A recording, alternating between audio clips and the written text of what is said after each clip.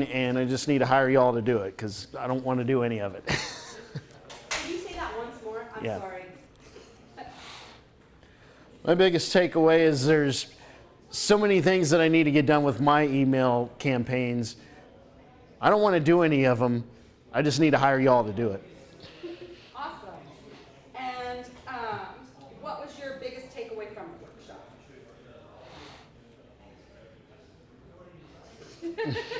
That I need to hire my marketing company.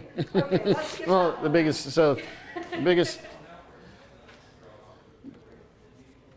I like, shit. I like seeing the, I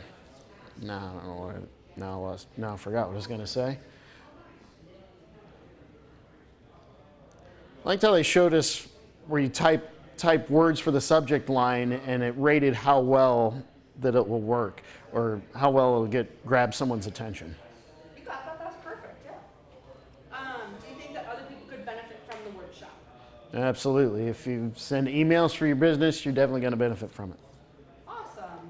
And can you say your name and the name of your business once more? Brian Vanderhoof, DJ Hoof Productions. Thank you.